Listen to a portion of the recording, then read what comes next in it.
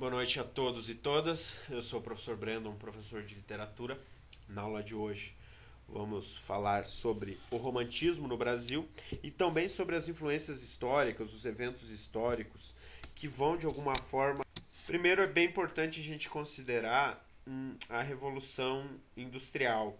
Porque com a Revolução Industrial a gente vai ter o quê? A formação de duas classes, a classe burguesa de um lado e o proletariado, e entre essa classe a gente vai ter o quê? Os meios de produção aprimorados, acelerados, o que faz com que uma classe acabe tendo um lucro em cima da outra. Então a gente vai ter essa polarização, a gente vai ter esse princípio de lutas de classes nesse período, certo? Esse princípio de lutas de classe ele vai ser muito paralelo à repercussão dos ideais, dos frutos dos ideais franceses de igualdade, fraternidade e liberdade. Esses ideais eles vão se espalhar pela Europa e principalmente pela América como uma forma de tentar reverter o quadro social e tentar equilibrar todo esse acontecimento de duas classes totalmente desequilibradas, certo? Então é bem importante a gente considerar esses dois momentos históricos como ponto de partida para o pensamento romântico e também para o pensamento intelectual da época, que de alguma forma são fatos paralelos. Junto com a Revolução Industrial, a gente tem que considerar também a Reforma Luterana.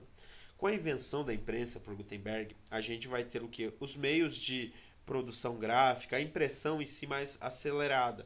Então, o livro, o material gráfico, ele vai estar mais popularizado, vai se ter mais produção de livros, o livro físico em si. Então, a partir disso, o conhecimento de alguma forma vai ser mais, não diria popularizado, mas mais acessível por conta do avanço na área da impressão, certo? E com isso, a reforma luterana ela também vai dar um passo muito importante dentro das áreas do conhecimento, porque ao traduzir a Bíblia do latim para o alemão, o Martim Lutero acaba criando um novo horizonte de que outros textos antigos com versão em línguas, por exemplo, no grego ou no latim, ou inclusive até no hebraico, eles vão poder ser traduzidos para outras línguas, línguas, por exemplo, neolatinas, como o italiano, o francês, o espanhol, o catalão, o romeno, o português. Então vai se permitir que textos antigos, ou seja, o conhecimento também se torne mais acessível. Textos que antigamente estavam, por exemplo, restritos a só uma elite que só falava latim, então se não soubesse o latim, aquele texto não teria acesso a outras camadas sociais. Então isso vai fazer com que o conhecimento, tanto histórico, científico, religioso, ele chegue a outras classes. Então é uma popularização de alguma forma do conhecimento em si. E com isso vai crescer o número de leitores e principalmente o número de leitores de literatura em si. Porque nesse período a gente vai ter os princípios, principalmente na Inglaterra, os princípios do que vai ser o romantismo, que é o que? O resgate de alguns temas medievais, temas trovadorescos. E aqui é importante a gente lembrar um pouquinho das cantigas de amor, daquele amor exagerado, submisso à mulher amada, um amor até impossível, aquele tom de lamento que tinha na canção do amigo, também as cantigas de escárnio e a figura do cavaleiro medieval, aquela figura heróica das cruzadas. Esses temas vão ser resgatados e colocados como principal tema da literatura. Então, nesse contexto de popularização das obras, as obras vão se tornar mais lidas justamente também pela sua temática, uma temática que cativa mais a uma classe dominante também. Porque quando se fala de amor, é só a gente pegar esse princípio das novelas da Globo. A gente vê todo aquele enredo de trama, de briga, de amor, de traição, de assédio, de paixões impossíveis, amores não permitidos, aquela coisa também meio Romeu e Julieta. Então esses temas vão se tornar muito interessantes para algumas classes elitizadas. Isso vai fazer com que a literatura se torne um fato bastante popular. Mas o romantismo aqui no Brasil, ele também teve um viés bastante político e social. Porque a gente tem que lembrar que o século XIX vai ser um século de mudanças muito importantes para o encaminhamento da história do Brasil. A gente vai ter a independência, a proclamação da República, a abolição da escravatura, e isso de alguma forma vai influenciar o pensamento literário da época. A literatura ela vai ser um pouquinho engajada nesse sentido dentro da produção romântica, certo? Gente, essa imagem aqui do Eugène Delacroix, ela vai ser o quê? Uma síntese do que foi o romantismo num primeiro momento. Quando a gente vê essa figura que retrata muito bem a Revolução Francesa, a gente começa a perceber o quê?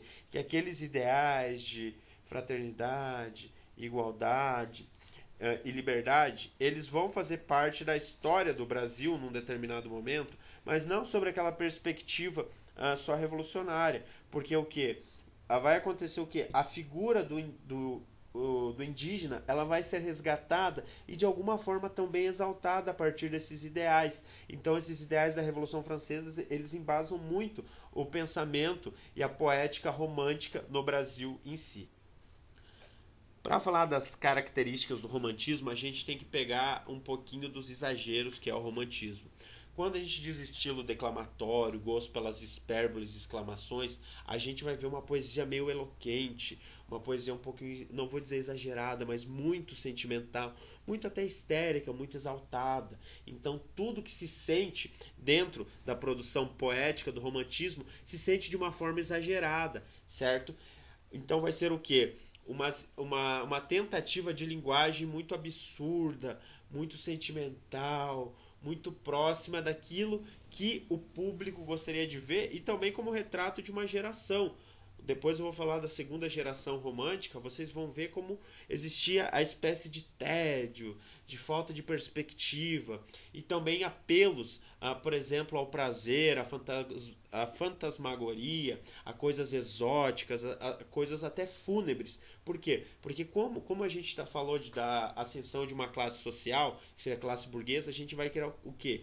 O ócio, o tédio. E o tédio vai levar muitos jovens da época a buscarem coisas transcendentais, coisas que não estão dentro do cotidiano. Então o pensamento deles vão viajar dentro de algumas loucuras de vinho, de tabaco, de erotismo. Então vai ter muito desse exagero de fantasmagoria, exotismo ali dentro, certo?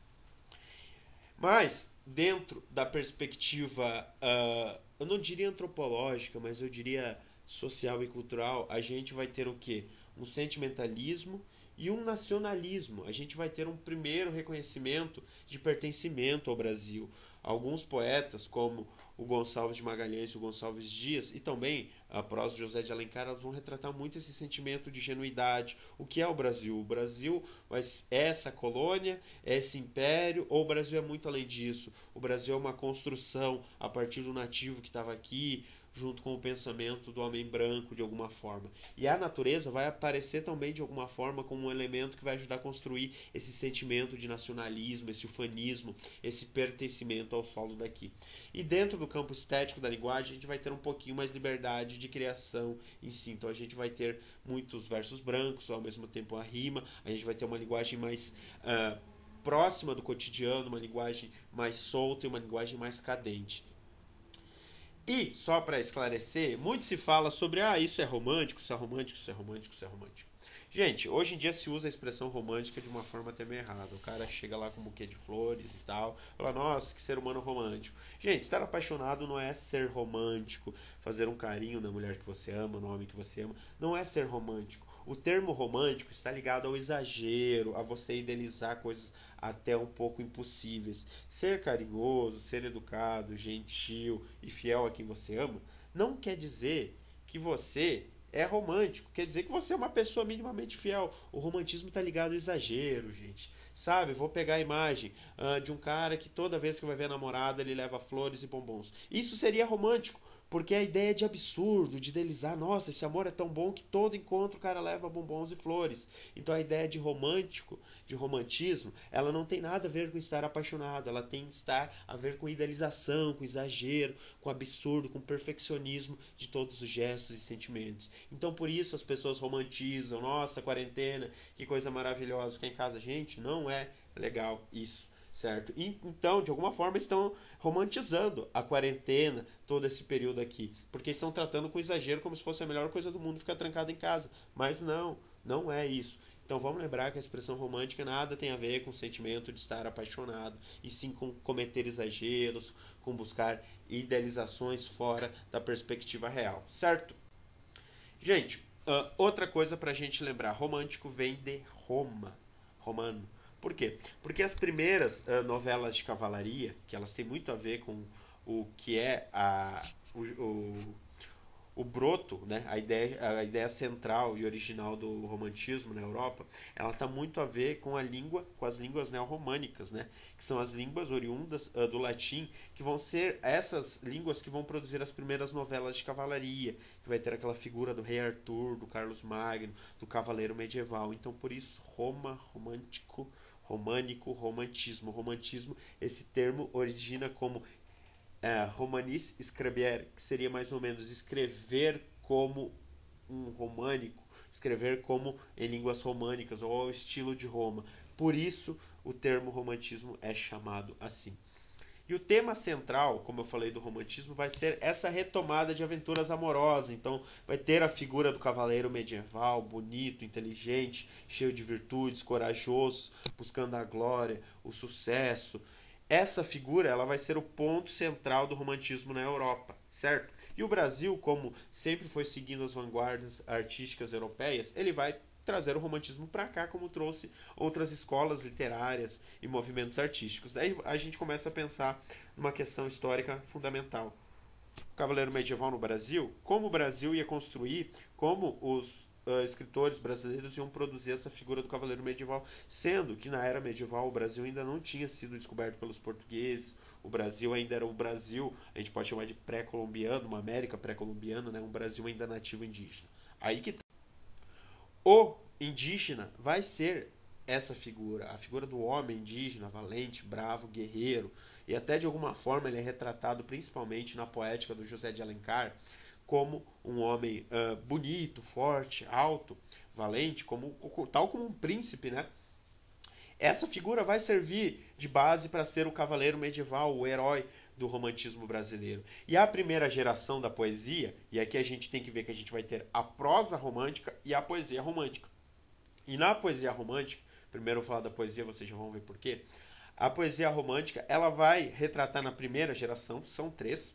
Na primeira geração, ela vai buscar justamente valorizar essa figura do indígena, dar esse valor a quem estava na terra antes da chegada dos portugueses. Então ela vai exaltar o nacionalismo, o sentimento de pátria, trazer o indígena como uma figura glamourosa, heróica, forte, valente, e eles vão tentar criar uma identidade nacional a partir disso, a partir da figura do indígena e também da valorização da natureza. O Gonçalves Dias vai ser esse autor que vai trazer o saudosismo com a canção do exílio, Minha Terra tem palmeiras onde canto e sabiás. Essa cantiga, essa canção foi escrita quando o Gonçalves Dias estava estudando em Coimbra e sentiu uma certa saudade do Brasil e tentou retratar o sentimento que ele tinha de pertencimento, trazer esse ufanismo, esse sentimento de orgulho pelos elementos que eram do Brasil, como a natureza, como traços num todo que poderiam representar o Brasil na época. E ele traz a figura do indígena, principalmente a figura do indígena guerreiro, tal como um cavaleiro medieval, para tentar dar uma cor nacional para a literatura, para que a literatura tente resgatar o Brasil e distante dessa lógica, talvez lusitana, europeia, como o Brasil poderia ter se encaminhado. E o Gonçalves Dias, é bem importante a gente saber que ele vai ser um dos autores que estão na lista de obras da Federal. Com a sua obra Os Últimos Cantos, ele vai trazer um pouquinho dessa síntese que eu falei, do saudosismo, da lógica do indígena como uma figura guerreira, como uma figura forte. Ele vai valorizar também esse amor impossível, porque ele vai trazer cenários de alguma forma de de guerras em si entre povos indígenas. Então ele vai falar daquela despedida, daquele amor impossível, daquele amor até triste, em que o homem guerreiro tem que se despedir da mulher amada e também do filho. Então vamos lembrar já dessa obra.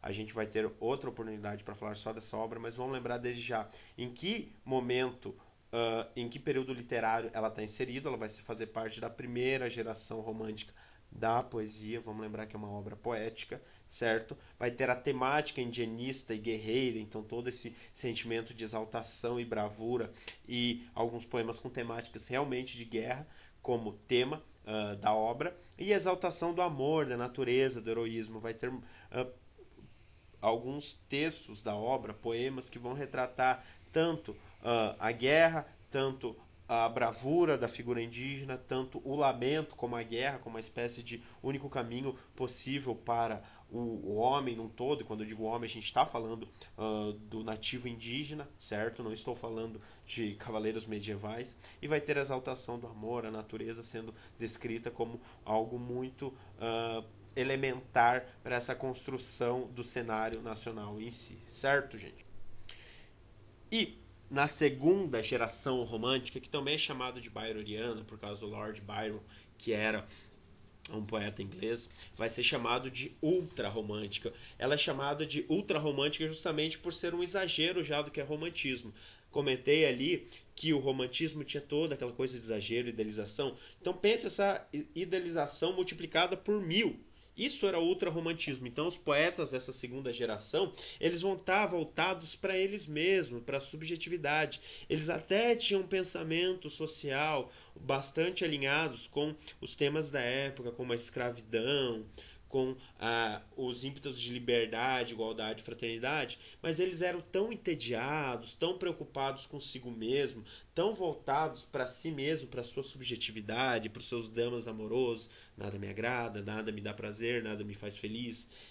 Eles tinham de alguma forma muito dinheiro, mas eles não tinham perspectivas de vida, nada animava eles. Então eles vão fazer uma poesia muito subjetiva, voltados para eles mesmos. Então eles sempre vão falar da morte, do amor, os temas fúnebres. Eles vão tratar aquele amor impossível, impossível de se ter a mulher amada em si, e o tédio levando a fontes de prazer. Se o tédio está me fazendo mal, então eu vou encher a cara. O tédio está me fazendo mal, eu vou para algum lugar fumar ópio, eu vou atrás de mulheres, eu vou pensar em outras coisas que me façam fugir do tédio, porque eu preciso pensar em mim, trazer esse prazer por mim. Existe alguma crítica à segunda geração romântica muito forte, que eles olhavam para o próprio umbigo. Eles estão entre duas gerações, a indianista e a condoreira, que eu já vou falar, que são duas gerações que de alguma forma pensavam, tinham o pensamento social alinhado com os temas da época. Já a segunda geração romântica era uma segunda geração meio escapista, que preferia pensar nos prazeres da vida, de como a vida deles era banal e entediante, do que propriamente pensar nessas questões sociais que eles estavam envolvidos na época. Como eu falei, eles tinham muita noção, eles estavam de acordo com o pensamento crítico e social da época, mas eles se preocupavam muito com a própria subjetividade, suprir o próprio tempo. Aqui tem um poeminha maravilhoso do Álvares de Azevedo, que é um soneto. Isso é só chamado de soneto, esse poema, não tem um título específico. Muitas vezes vocês vão encontrar na obra do Álvares de Azevedo a mulher amada, o objeto da paixão, sendo retratado como uma mulher morta.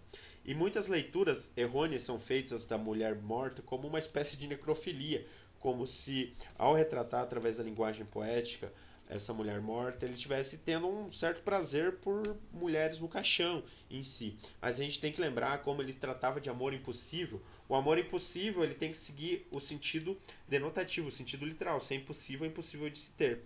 Então a maneira que eles tinham de retratar a mulher impossível, o amor impossível com a mulher impossível, seria o quê? Retratando ela como uma mulher morta. Porque a morte tornaria impossível a consumação desse amor. Enquanto ela estivesse viva, esse amor não seria possível de ser consumado. Então eles retratavam muitas vezes essa mulher num leito de flores, num momento fúnebre, numa cena de velório. São inúmeros poemas do Álvares de Azevedo que retratam a mulher num caixão, num ambiente fúnebre, ou lançada ao mar, com rosas brancas ao mar.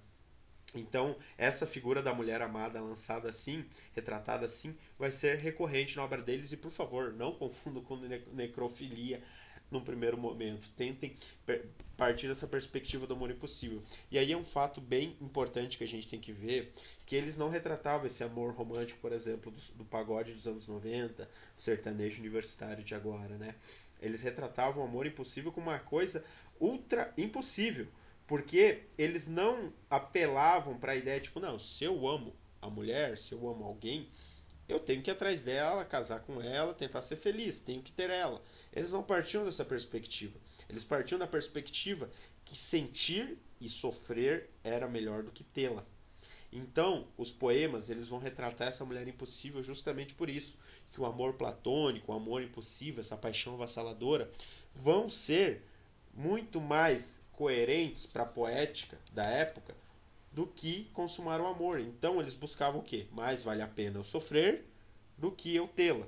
Porque se eu não sofro por ela, significa que eu não a amo. Então eles valorizavam o sofrimento, a angústia, a impossibilidade de um amor mais do que a consumação do amor, gente. Então, observe esse último trecho, gente, em que ele fala: não te rias de mim, meu anjo lindo, por ti as noites eu velei chorando, por ti nos sonhos morrerei sorrindo.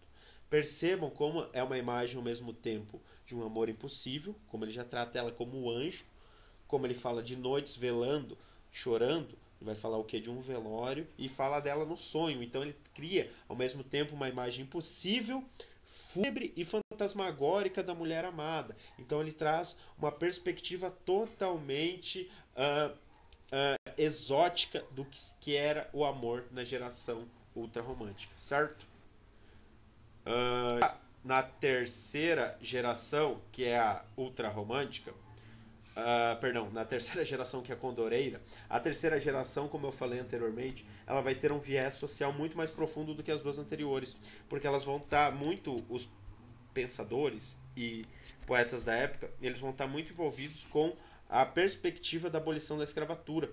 Então aqui a gente já está se encaminhando para a segunda metade do século XIX e a abolição da escravatura vai ser uma possibilidade dentro do quadro social e também da história do Brasil. Então esses poetas, eles ao mesmo tempo vão retratar o amor romântico ali do Álvares de Azevedo, ele vai estar frequente na poesia desses autores, mas vai estar bastante voltada para os debates sociais, para a transição da sociedade brasileira. Então, e também o fim do regime imperial com a possibilidade da proclamação da República.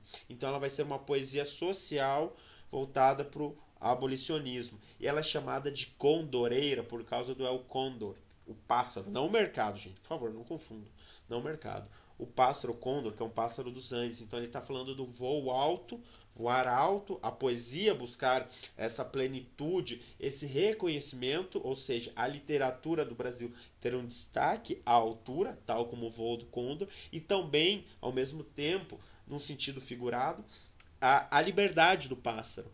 A liberdade do pássaro dos Andes em si. Então eles vão tratar esses temas de uma forma geral. Uma obra bem importante do Castro Alves é o Escravos, e um poema dele que é muito profundo para vocês compreenderem essa lógica é o Navio Negreiro do Castro Alves, porque ele traz toda aquela lógica dos escravos vendo numa situação totalmente desumana, promíscua, sem nenhum tipo de higiene naqueles navios amontoados, e quando um escravo acabava, por exemplo, ficando doente, ele tinha que ser lançado ao mar porque ele ia contaminar. Então vamos lembrar da figura do escravo como mercadoria. E ele faz um retrato absurdamente triste de como esses escravos vinham para o Brasil, e essa travessia ela era muito mais triste porque a travessia ela já era uma tortura de alguma forma, mas chegando no Brasil não seria nenhuma espécie de alívio, porque eles iriam para as fazendas trabalhar. Então, nesse poema, ele traz um retrato bem duro e bem cru do que era o tráfico de escravos do Brasil naquele período. Agora, falar da prosa romântica, a gente precisa voltar lá a falar daquela estética do trovadorismo. Só que a prosa romântica, ela não vai falar de gerações, ela vai ter o que? Temas em si. Então a gente vai ter a prosa indianista, bem exatamente aquilo que o Gonçalves Dias fazia na primeira geração, com todo aquele ufanismo e nacionalismo, só que na prosa, ou seja, a gente vai ter romances, certo? dentro dessa estética, a prosa regionalista, ou seja, o campo sendo retratado como um lugar puro, o homem do campo cheio das virtudes, o campo como um lugar de uma espécie de beleza. Então a gente vai ter ainda aqui uns resquícios do arcadismo sendo valorizado, mas o campo do Brasil sendo valorizado, as zonas rurais do Brasil, e a prosa urbana, que vai ser uma prosa um pouquinho mais crítica, porque ela vai começar a falar dos grandes dramas que as classes dominantes passam a ter. Então ela vai retratar um pouquinho do que era esse fruto da Revolução Industrial, enfim, a formação da classe burguesa e todos os problemas que as grandes cidades começaram a contrair. E os romances de folhetins é um termo que a gente precisa ver que era aqueles romances publicados em capítulos em jornal. Então, esses romances de folhetim eram aquela espécie de divulgação, igual a novela. Você assiste uma novela lá na Globo, você já está ansioso para o próximo capítulo. Então, era essa tentativa de ter um interesse maior pelas histórias, lançar elas em periódicos, jornais, revistas, para que essa classe dominante consumisse muito mais essas histórias em si. E a gente vai ter muito aqui, gente, o escritor visto como uma figura de trabalhador. Ele está buscando o próprio sustento nesse período, porque até então os escritores eles eram sustentados pelos mecenas, que eram pessoas que tinham muito dinheiro que apoiavam a arte dos artistas. O fim do mecenato vai chegar e os escritores e outros artistas vão se ver obrigados a trabalhar. Então eles vão tentar fazer da literatura um meio de...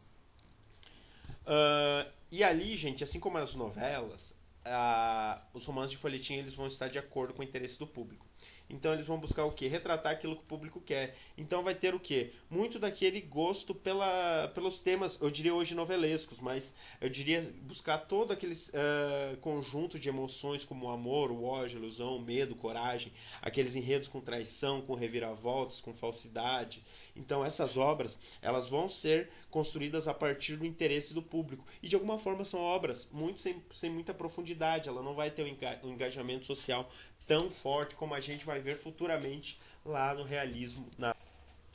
Vai ter uma herança teatral, como eu trouxe lá, a eloquência, o gosto pela hipérbole, exagero, então a gente vai ver as emoções aflorando dentro dessas narrativas, e ali também vai ter uma espécie de tentativa de criação da identidade nacional, como esses três caminhos: o campo, né, como um lugar realmente do Brasil, o pampa, o sertão, a selva como um lugar nativo que já estava presente na geografia e na história do Brasil, como dentro da prosa indianista, e a cidade como a espécie do progresso que o Brasil está se envolvendo. Então, os autores eles vão pegar essas três temáticas e produzir prosas que retratem o Brasil dentro dessas três vertentes e desses três pilares.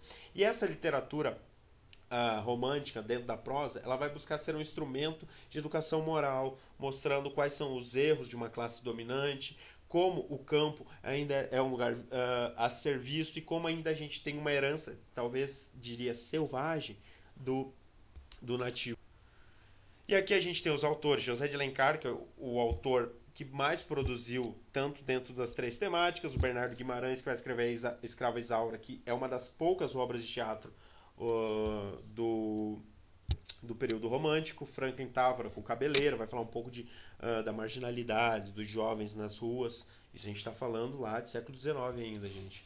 O Joaquim Manuel de Macedo com A Moreninha, o Visconde de Tonel, Manuel Antônio de Almeida com Memórias de Sargento de Milícia, dramas urbanos, e o Machado. A obra do Machado ela transita, ela tem uma espécie de transição, uma parte dentro do romantismo ainda e outra parte que consagrou ele com Memórias Póstumas de Brás Cubas, Dom Casmurro, Quincas Borba. Essas obras de alguma forma vão compor a trilogia realista do Machado, e o Machado é um autor que pertenceu a esses dois períodos. Ele também de alguma forma é chamado um autor de transição dessas duas escolas. Gente, a figura do José de Alencar é bem importante a gente vê-la, porque ele é um autor que buscou fazer um projeto de identificação nacional para o Brasil. Ele buscou transitar entre essas três temáticas da prosa para construir uma imagem, um quadro que fosse o Brasil. Ele tinha seu cargo público como deputado, como ministro, e isso também era uma forma dele tentar se colocar dentro da política, mas ao mesmo tempo ele tentava ser fiel ao que o Brasil poderia ser no...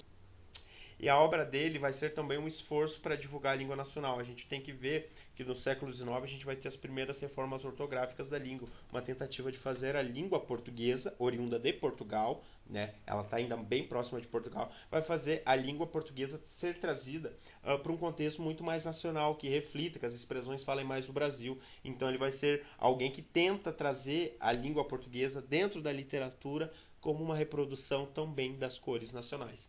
E aqui ele vai fazer duas coisas que é muito curiosas. Ele vai retratar a figura do indígena de uma forma muito curiosa, porque ao mesmo tempo ele fala, por exemplo, da Iracema, dos lábios de mel, mas existe uma objetificação, ele valoriza a beleza da mulher indígena, mas existe uma objetificação profunda dentro dessa narrativa da mulher indígena. Então a mulher indígena dentro do romantismo, ela vai ser bastante objetificada, ela vai ser uma espécie de único produto que o Brasil tem de valor, que seria a mulher indígena. Mais tarde vai ter outras visões sobre a sua objetificação.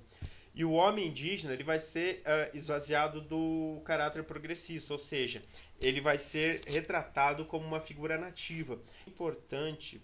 É bastante importante a gente perceber que o José de Alencar ele retrata a figura indígena como uma figura ainda sem o contato com os portugueses. Então ele está falando de um índio bem primitivo. Na poética do José de Alencar, quando eu falo poética, é bem importante ver que a poética dentro da literatura não quer dizer poesia. Poética, a gente está falando de um conjunto de elementos que são constantes na obra de um autor. Então, toda vez que o José de Alencar tenta retratar a figura indígena, ele vai retratar uma figura que ainda não tem o contato com o homem português. Então, é um Brasil, diria, pré-descobrimento. Então, ele quer retratar o indígena ainda puro, sem o contato, sem essa marginalização que fez o indígena, que trouxe o indígena a partir do homem branco em si. E ora ele vai fazer conflitos, prevalecer a valentia da figura do índio, ora o progressismo da figura do europeu, aqueles conflitos entre brancos e nativos. Então esses vão ser os retratos que ele vai tentar discutir ao longo das suas narrativas. E muitas vezes ele vai colocar como pano de fundo nessas narrativas paisagens que de alguma forma ele nunca viu na vida. Então ele vai retratar muito o sertão, a selva e algumas cidades de uma forma muito errônea, porque ele nunca nem esteve próximo dessas cidades. E ele vai construir cenários de conflitos em si, porque esses conflitos, de alguma forma, são um diálogo que ele busca para tentar retratar quais seriam os pilares da identidade nacional, que nesse momento ele descarta a figura, por exemplo, do negro. Ele só traz como os pilares da identidade nacional a figura do indígena e a do português. Então ele vai deixar, num primeiro momento, o negro sem participação na construção da identidade nacional. A gente fala muito dentro da crítica literária que a tentativa de criação de identidade nacional no romantismo ela é meio falha, porque ela parte de um pressuposto, eu não diria um achismo, mas de um misticismo em si. Já lá no modernismo, com a Semana de Arte Moderna, com o antropofagismo, e também com o trabalho antropológico do Mário de Andrade, a gente diz que a construção da identidade nacional lá, ela se tornou basicamente real, porque partiu de um pressuposto científico. Então no romantismo a gente diz que foi falha, e lá no modernismo a gente diz que foi mais assertiva em si.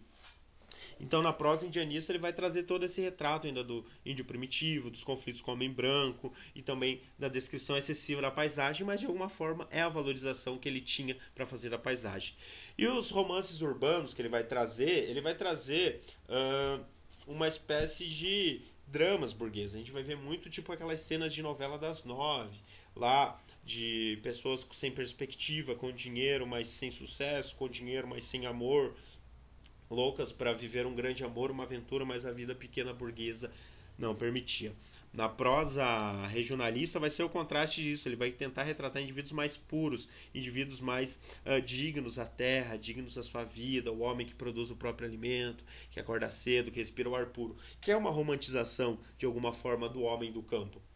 Existe essa lógica de pureza do homem do campo, mas existe também ao mesmo tempo um exagero ao falar que tudo é puro, que o homem é digno, não que não seja digno, mas que não é tão perfeita essa vida do homem do campo em si. E aí a gente vai ter, quanto à paisagem, um fato que é bem importante, o exagero também na descrição das paisagens, da natureza. Essa adjetivação da paisagem da natureza, ela vai ser exagerada. Então as obras têm páginas, parágrafos imensos só da descrição da paisagem, porque também era uma característica do romantismo o exagero, o descritivismo e também a paisagem como tentativa da construção da identidade nacional. Para finalizar sobre a obra do José de Alencar, são três obras que têm um destaque muito importante dentro dos romances indianistas, que é O Guarani, Iracema e o Birajara.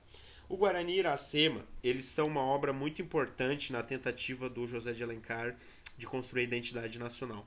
Porque lá ele tenta fazer o quê? Trazer essa fórmula para representar a miscigenação e a cor nacional. Então ele vai trazer duas narrativas no Guarani, em que ele tem uma mulher branca, a Ceci, e um homem nativo, Peri, essa relação de paixão, de romance e tudo mais, na tentativa de cruzar duas etnias e construir um indivíduo brasileiro. Então ele vai trazer esse conflito e também todo esse enredo de conflitos e paixões e vinganças e a natureza. E em Iracema ele vai trazer a figura da Iracema, uma mulher nativa indígena, e o Martim, um homem branco que se apaixona por ela, um português em si.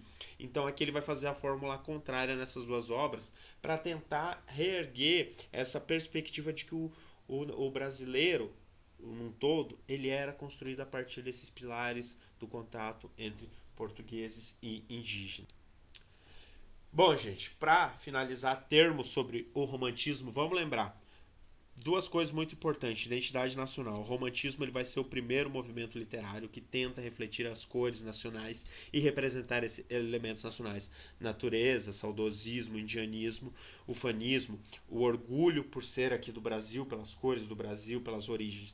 Esses vão ser os elementos bem principais. A canção do exílio Gonçalves Dias, Minha Terra tem palmeiras, onde canto, sabiás, as aves que aqui gorjeiam, não gorjeiam como lá, vai ser uma canção que reflete muito o sentimento que o Gonçalves Dias tinha ao estar longe do Brasil e sentir apego, saudade, paixão e identificação pelo Brasil, certo? Então a gente vamos perceber o que é o indianismo, o nacionalismo, o fanismo dentro do romantismo.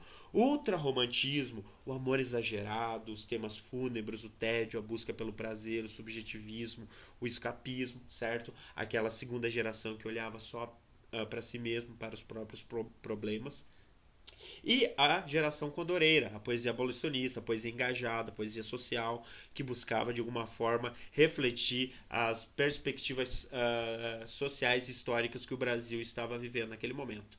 Ainda na prosa regionalista, né? A gente vai ter o regionalismo, o homem puro, digno do campo, o campo como um lugar de dignidade, pureza, saudosismo, e o drama das grandes cidades, os reflexos da construção da burguesia, das vidas vazias, também do tédio, da perspectiva de nunca viver aventuras, certo? Gente, por hoje é isso. Me prolonguei um pouquinho do que eu queria fazer aqui a aula. Eu acho que o romantismo a gente tem bastante para falar sobre isso, porque de alguma forma ele começa a fundar um pouquinho mais das letras nacionais e também de alguns elementos da cultura nacional. Então seria uma aula que a gente poderia ir longe falando também de outros autores da prosa romântica que não cabe citar, como eu trouxe José de Alencar, é o que tem mais impacto, mas não temos tempo para isso. A gente vai retomar um pouquinho disso quando a gente falar dos últimos cantos Gonçalves Dias. É isso, gente. Um beijo para cada um de vocês. Tenham um bom final de semana. Se cuidem. Até breve. Tchau.